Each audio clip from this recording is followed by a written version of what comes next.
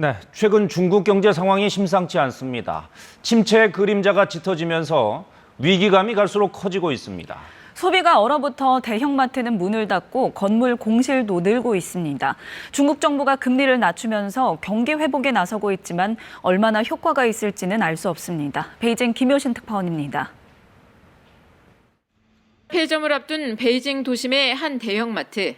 상품 진열대가 텅 비었고 바닥은 오물로 뒤덮였습니다. 현재 운영 중인 대형마트인데 이렇게 물건을 채워놓지도 않아서 사실상 폐점 상태입니다. 중국도 이미 온라인 쇼핑이 대세로 자리 잡은 상황. 여기에 소비자들이 지갑까지 닫으면서 대형마트 폐점이 잇따른 겁니다. 大家消费的就是欲望会有关系。我觉得他那个购物群体还是中老年人那个群体。 베이징의 랜드마크 상업 건물도 사정은 마찬가지입니다. 이 블록 1층에서만 10곳 가운데 5곳이 이렇게 문을 닫았습니다.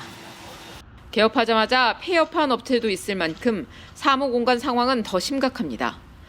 3,000개가 넘는 사무실에 공실이 늘다 보니 임대료가 지난해보다 최대 40%까지 하락했습니다.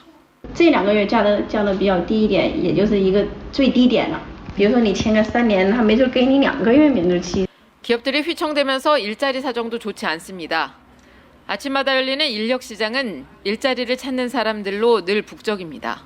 今年更多嘛，找工作失业的人多嘛，差不多就是3、4千块钱嘛。 지난 6월 중국의 청년 실업률이 21.3%로 사상 최대치를 경신하자 중국 정부는 실업률 통계 발표를 중단했습니다.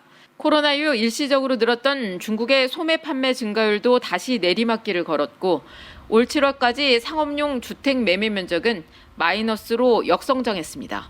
중국 정부는 최근 기준금리를 인하한 데 이어 주택담보대출 금리 인하까지 시사하며 경제 재건 의지를 내비치고 있습니다. 베이징에서 KBS 뉴스 김효신입니다. 이렇게 중국의 소비가 얼어붙으면서 우리나라 경제도 영향을 받고 있습니다. 가장 먼저 타격을 받고 있는 곳은 중국인 단체 관광 효과를 기대하던 면세점과 여행업계입니다. 중국인들이 많이 찾던 서울 명동에서도 한국을 오가는 여객선에서도 예전만큼의 활기를 찾아보기 어렵습니다. 이윤우 기자가 현장을 돌아봤습니다. 중국 칭다오와 인천으로 가는 이 여객선은 중국 단체 관광 허용에 발맞춰 지난달부터 운항을 재개했습니다. 정원은 600명이 넘는데 인천에 23명만 태운 채 들어왔습니다.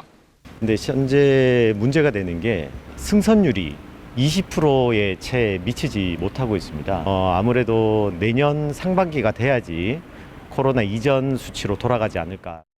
서울 명동의 이 생활용품점은 8개 층이던 매장 규모를 올해 12개 층으로 확장했습니다. 중국 관광객 특수를 기대해서입니다. 그러나 현실은 아직 기대에 못 미칩니다. 계산대와 엘리베이터에 줄을 선 관광객 중 중국인 손님을 찾기는 쉽지 않습니다. 중국인 방문객이 확실히 많이 들어왔다 이런 걸 체감하시면 안 돼요? 현장 얘기를 들어보면 아직은 그렇게 막 많이 오시지는 않는 것 같은데 9월 중국인 관광객들이 많이 들어온다고 해서 우리 매장에도 중국인 관광객들이 많이 올 것으로. 면세점에선 중국 단체 관광객 전용 접수대에 엘리베이터까지 새로 정비했습니다. 중국 관광객이 즐겨 찾는 담배도 할인 판매하고 있습니다. 그런데도 매출은 코로나 이전의 70% 수준입니다. 면세 업계도 조금씩 이제 활기를 띠기 시작했습니다. 다만 이제 중국 불경기로 인해서 경기 침체로 인해서 정상적으로 회복되기까지는 일정 기간 시간이 필요할 것으로. 정부와 한국은행 등은 하반기 중국인 단체 관광객이 들어오면 경제에 활기가 돌고 성장률도 오를 거라고 기대했습니다. 특히 중국의 연휴가 이어지는 9월 말과 10월 초를 대목으로 꼽았지만 8월 말까지도 눈에 띄게 예약이 늘진 않습니다. 이른바 6호 특수가 사라진 것 아닌가 하는 우려 속에 업계는 9월 상황을 이를 판단할 시험대로 보고 있습니다. KBS 뉴스 이윤우입니다. 중국의 경기 침체로 우리 수출에도 어두운 그림자가 깔렸습니다. 대중국 수출이 무려 14개월 연속 감소세입니다. 갈수록 더 줄고 있습니다. 수출 기업들 시름이 깊습니다. 개선은커녕 더 나빠지지나 않으면 다행이라고 말할 정도입니다. 이어서 공민경 기자입니다. 건설 중장비 부품 제조업체입니다. 2005년부터 중국에 수출을 시작했고 6년 전 현지 법인까지 만들었는데 요즘 중국 법인 매출은 고점 대비 70% 넘게 급감했습니다. 2, 4분기부터 본격적으로 떨어지는 기미가 보이기 시작해서 예전에는 일주일에 한 번씩 나갔었거든요. 근데 이제 한 달에 한 번 나갈까 말까라고 해서 경기가 이제 저쪽도 생산량 자체가 줄어들었다. 중국 부동산 경기가 얼어붙으면서 중장비 수요까지 줄어든 겁니다. 대금 지급이 늦어지고 통관도 더 까다로워졌습니다. 처음에 갔을 때는 90일로 대금을 받았는데 지금은 제일 빨리 받는 게 180일을 받거든요. 중국에서 잘 팔리던 화장품 같은 소비재 수출도 두 자릿수 감소세입니다. 중국 제품의 품질이 좋아진 데다 애국 소비 운동까지 나타났기 때문입니다.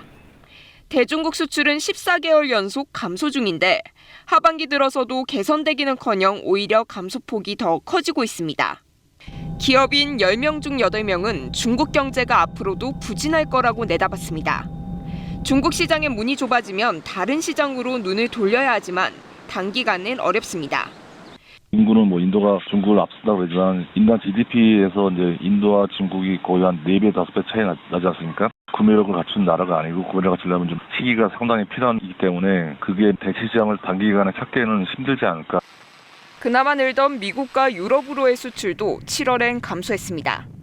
이 때문에 9월 이후에도 중국 시장이 계속 차갑다면 우리 경제 성장률이 예상치보다 더 내려갈 것으로 연구기관들은 전망합니다. KBS 뉴스 공민경입니다.